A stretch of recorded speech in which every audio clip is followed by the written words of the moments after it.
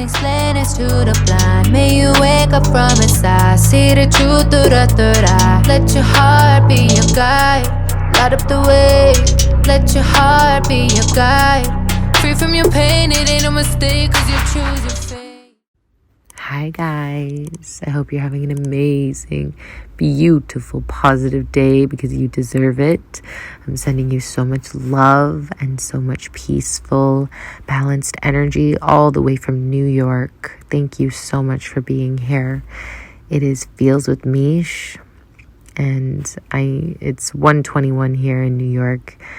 And I just knew that this message is for somebody, and it's been poking at me for some time.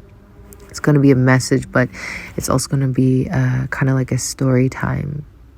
And I knew that it was time for me to just tell some of these things that have happened to me in my life, because they're just so divinely guided, and they're things that have happened that I will never forget. And it is proof of how divine we truly are and how connected we truly are to, angels and God and the spirit and this illusion, like this reality that we cannot see, right? It's outside of us. It's beyond our physical here as humans, and it's such a profound revelation to really sit in that understanding. We really just feel so protected and so loved. So before I get into this message, first of all, for those of you returning, I just want to say thank you so much from the bottom of my heart. You mean everything to me. For those of you that are new, thank you for joining us and being here to join me on this journey to self-mastery and self-love. I hope that my messages find you and that they bring comfort to you and help you find deep understanding to what your life truly is and how powerful you truly are. So I'm going to get right into this. I began my spiritual awakening when I was 24, and I'll never forget it. I was working at a nightclub at the time, actually. And I had always seen the number 1111. And one of the girls that I worked with, she said, you're going through a spiritual awakening when you see that number all the time. And I had absolutely no idea what that meant. I had no idea what a spiritual awakening even meant at all. And at the time, I was just working 3 jobs. I was working in a nightclub, I was working at Mac doing makeup, and then I was working in a catering company. And I had not even addressed any of my trauma from childhood. I had not even looked at myself in the mirror. I was living out of an unawakened state.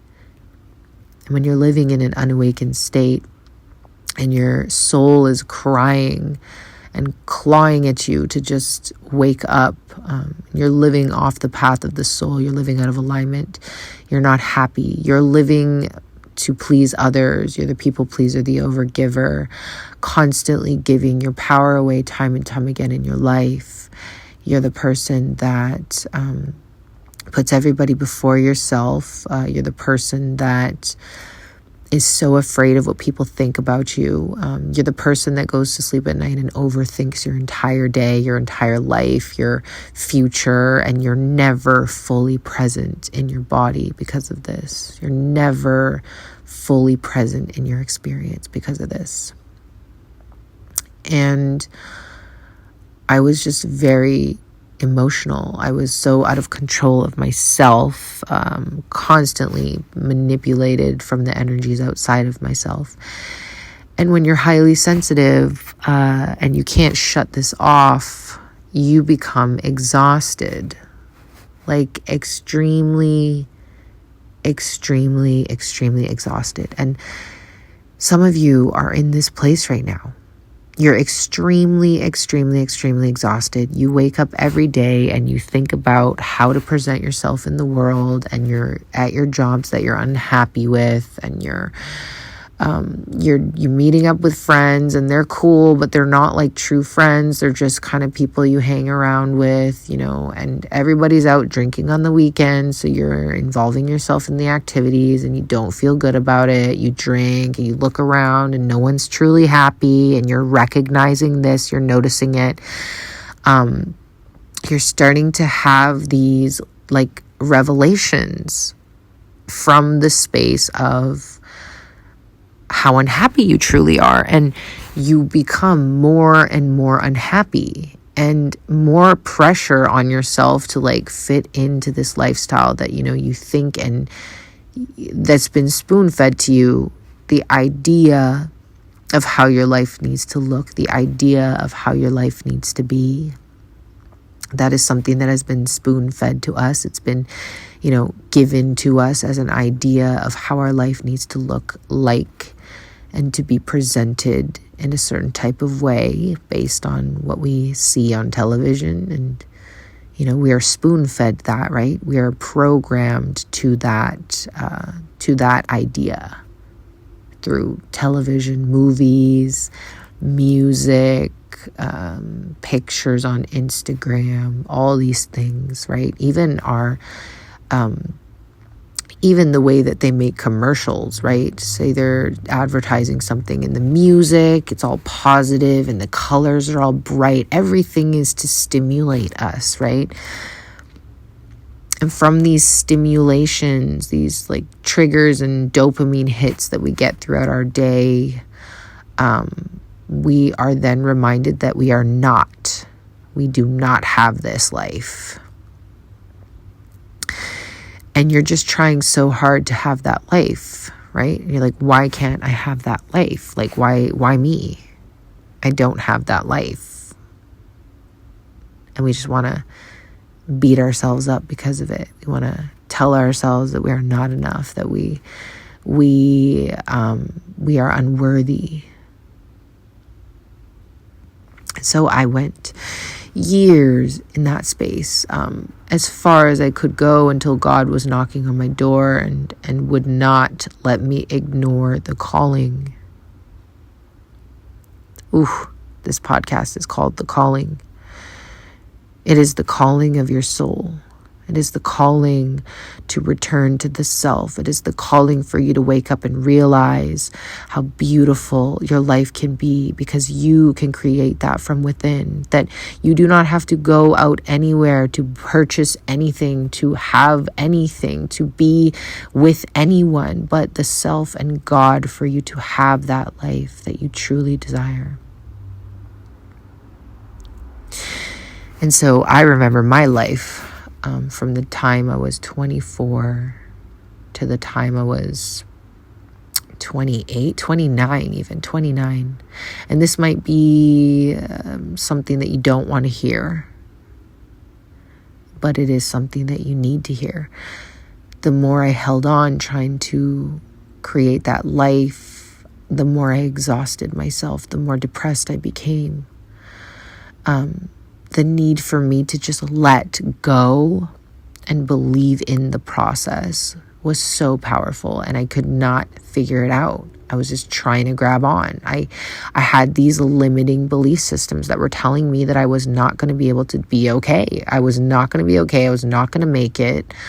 I'm unworthy. I'm not good enough. I'm not capable, right? All these stories that I told myself, they were such a lie. They were the biggest lie, and I really slept on myself. And we have to understand the power of influence and the people that we keep around us and the environments that we keep ourselves in. So important. You see, when you're going through a spiritual awakening, you need as much love and positivity and influence in your life as possible. The more we try and stay in the... Actually, you know what? That's the thing is, you're never going to be able to stay. God, Almighty God, is going to force you out of those places, because the emotional exasperation, yes, I said exasperation, such a powerful word. The emotional exasperation of you staying in certain situations, relationships, jobs, family environments, unhealthy, toxic environments, like house, maybe apartment, maybe you live with people that it just simply cannot be. God will come in and start a shitstorm, and everything will go up in smoke, and you will have to flee. You will have to go. You will be redirected out of that space. And you see, the thing is we want to hold on tighter when we're being redirected. We just can't trust the process for what is happening. We hold on so tight that it gets to that point where God has to come in and intervene. Whereas when you're in alignment, you love yourself, right? This is a difference to where I'm at now. I'm in alignment. I love myself. I feel and know, and my intuition is so loud and clear that if something is off, something doesn't feel right, it's not in alignment with me and my highest potential, I am so in that knowing that I'm good. I'll step away, even if it's shiny and pretty. Like, if it doesn't fit for me, it simply doesn't fit for me, and I'm okay and at peace with that. I've been able to master the calling of my soul, and I can hear God and move with God and move in the directions that I need to go in based on God's calling of my soul. It takes time to get here, though. And so this is why I say those years of me holding on, they were hell. You see, you have to walk through hell. You have to. It is necessary. Because the more and more that you're ignoring the calling, the harder your life is going to get when God is here knocking on your door. It just simply cannot be. You simply cannot live the life that you were living before, and the more that you try and hold on to it, the harder your life gets. So I'm going to share some moments with you.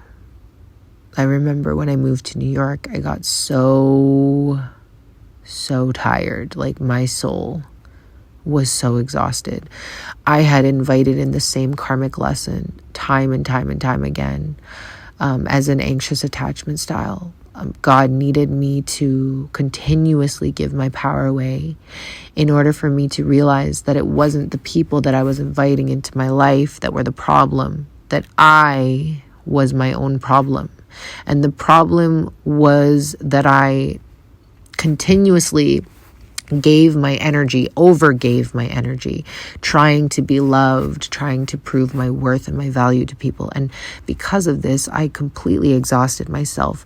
A lot of the situations ended very dramatically, very chaotic situations, because I didn't listen to the calling. I ignored the calling, and I just stayed until things got so hard. And like I said, God has to intervene somehow.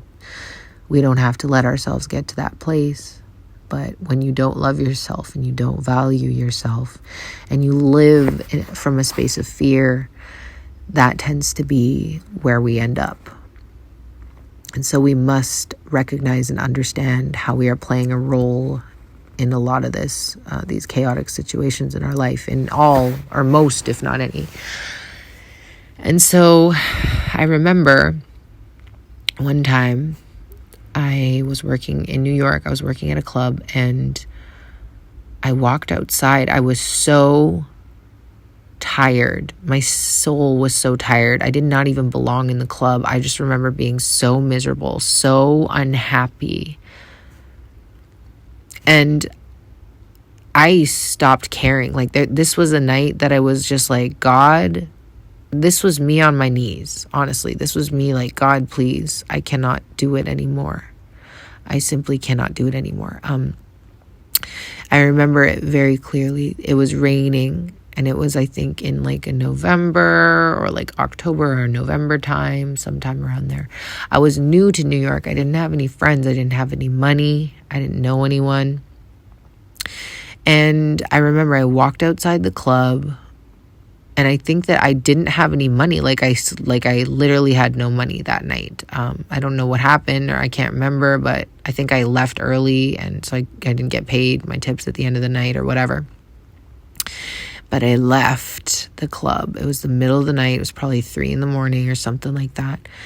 And it was raining, and I didn't know my way around the area at all. I didn't know my way around New York at all when I first arrived in New York. So I remember I just started walking. And I just started walking, and I was just like, God, I don't care anymore. I don't care what happens to me. I don't care where I end up. I just don't care. Whatever you want, whatever happens. I just don't care. And there was like a numbness I was feeling. There was no fear. There was no, it was no like, I don't know, in my area that I'm in, right? It was pitch black at night. Or not pitch black, there was street lights and stuff, but still in the middle of the night in an area that you don't know. And out of nowhere, this guy comes up behind me. I remember I had my headphones in, I was listening to music. And I was just walking. And I'm telling you, I had no idea where I was going. I didn't know where I was going. I didn't know what I was doing. I was just walking. And I was going to walk until I died. Like, I didn't care. This man came up to me, and he starts yelling at me. He's like, ma'am, excuse me, ma'am.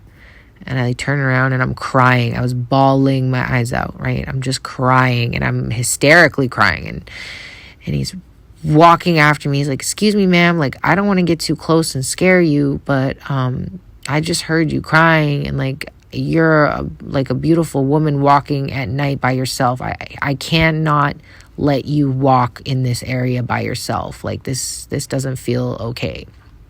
And I just remember like looking at him, like, you know, kind of weirded out, because like, why is this guy approaching me in the middle of the night? But like, at the end of the day, like, I just didn't care about anything. Like, it was just so strange. And I was like, no, I'm fine. And I just kept walking. And he's like, please, just like, I don't want you to just walk alone by yourself at this time. Like, I just don't feel right about it. Like, would you just let me walk with you? And I was like, whatever. And I just kept walking. I was like, whatever. So he walked with me for like a little while. And he was like, I know this is so strange, and probably you're weirded out by me even asking this, but can I just drive you home? Like, I really don't want you to be walking around here. This is not good. And I, like I said, at the time, I just didn't care. And I wasn't just going to get into some stranger's car. I would never, like, no matter how much crazy shit I've done in my life. And I used to hitchhike back in Canada in certain places, but like, I would never just get into some random person's car that I didn't know, ever. Like, that's not something my parents raised me to ever be comfortable doing. But at this time, at this moment, something felt like I could trust this person, and the way that he approached me was very respectful. It was just one of those things. I don't know. I just felt okay with it. So I got into his car, and he said to me, he's like, my name is Angel, and I just wasn't okay with you walking around at night by yourself. I have sisters, and I just want to make sure you get home safe. This man's name was Angel. I'll never forget that moment, because it could have ended so badly. But this man dropped me off at home, and he just dropped me off. And that was it. I never spoke to him again. I never heard from him again. I don't know where he lives. I don't know anything about him. But I made it home safe that night. And I really, truly believe that my angels were watching over me in that moment. And they wanted me to know that I'm okay, and that I was going to get home safe, and that Angel was there to help me get home. And I will never do that ever again in New York after that moment. And I'm looking back on that. It's like, that will never happen. But at the time, I was in such a vulnerable situation. Like I said, when God comes in to blast your life apart because you're ignoring the calling. Some shit's got to happen. And moments like this where I'm walking down the street and 3 a.m. in the morning crying with no money, like that was a moment that God was like, okay, like, are you going to finally hear what I've been trying to tell you this whole time? It's that you deserve stability. You deserve love. You deserve happiness. You deserve safety. You deserve to have money.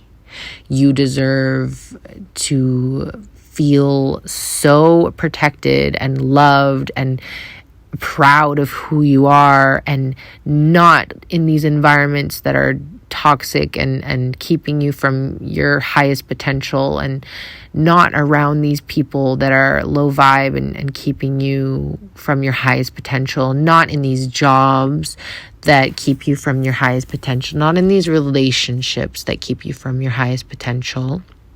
You deserve to live your highest potential, to connect to me, to connect to my soul, to connect to God's source, live in my truth, love in my truth, and be the best version of myself here. To trust that process, to trust the inner guidance that I've been given, and really truly know how powerful we truly are. I have many, many stories that follow that one, of moments that I was on my knees begging for God to, take the wheel. And it always is okay. God is always there when we need him, her, whatever you believe in. Allah, God will always show up. And in the most mysterious ways, like that story with Angel, I will never forget him. And there's many moments like that in my life. And things could have ended so badly, but they didn't. And I'm here to share that with you. For those of you that are feeling lost, just call out, reach out to God and your angels and ask for signs, and really just be in that knowing. And if you are on your knees in these moments in your life, know that they are the most powerful place that you could find yourself, because there is only up from that moment. There's only up, and you will look back on your life and you will remember the times that you were on your knees. You will remember those moments, and you will remember the moments where people like Angel come into your life and save you and remind you just how worthy you are of the best life. I love you guys so much. I hope this helped some of you. If you would like to book a personal session with me, you can DM me on Instagram, or you can email me, booking@feelswithmeesh.com. You can add my TikTok. You can like, share, subscribe, send all these things. I also am working on my YouTube channel for those of you that want to join me on there. I'm trying to build that platform up. So if you guys can do that, that would be awesome. Thank you so much, and I love you all so much.